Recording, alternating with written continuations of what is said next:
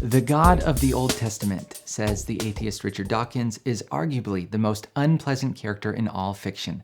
Jealous and proud of it, a petty, unjust, unforgiving control freak, a vindictive, bloodthirsty ethnic cleanser, a misogynistic, homophobic, racist, infanticidal, genocidal, filicidal, pestilential, megalomaniacal, sadomasochistic, capriciously malevolent bully. This is probably the most famous quote on atheism ever, and it comes from Richard Dawkins in his book, The God Delusion, a book that I read about 8 years ago. He lays it down hard.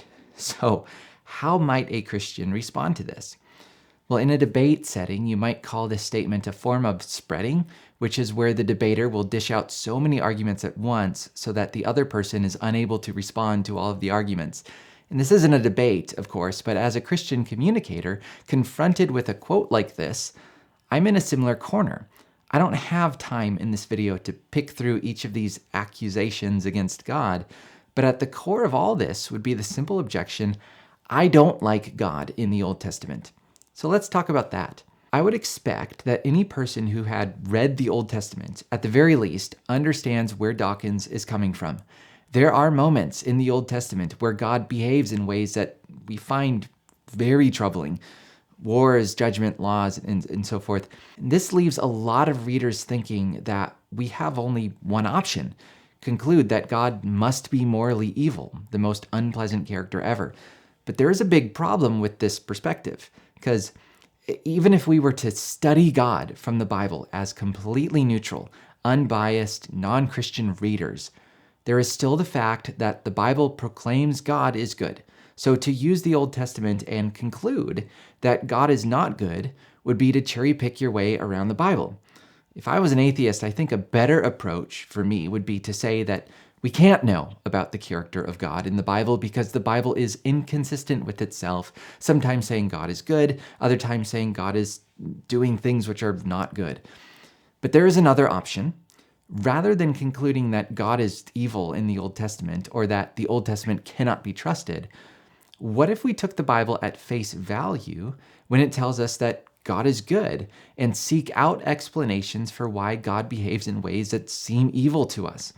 It could be, for example, that these difficult passages of God in the Old Testament are more than meets the eye, or perhaps a good God has a good reason for certain things that he does that never crossed our mind.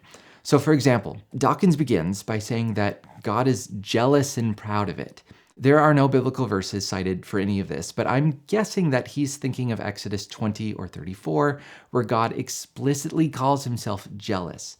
But that's an archaic use of the word jealous, which refers to a good and healthy desire for loyalty.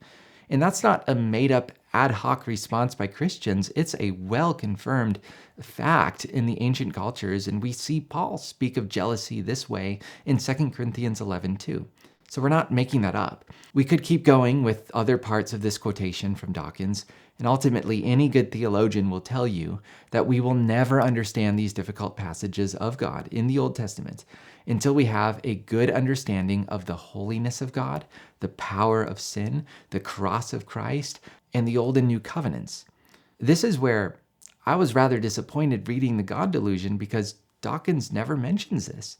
He doesn't really interact with the theology of God or offer a counter perspective. For me, as a reader seeking truth, I want to work with authors who go several layers deep into the debate and offer something to the table that pushes the conversation forward, Whatever the case, I guess Dawkins was right when he calls his view of God in the Old Testament to be a character of fiction. The God described in this famous quote is fiction. It is certainly not the God of Christianity. And I have a whole playlist of other videos where I dig into the theology of God in the Bible to help us make sense of these challenging verses. I have a YouTube series working through difficult passages, or if you really want to go deep, you could check out a book I did on the subject of Bible difficulties. Why did God do that? Published earlier this year, and you can find it on Amazon, but I'll drop a link in the description where you can buy it at a cheaper price. So I hope that was helpful. Thanks for watching, and I'll see you in the next video.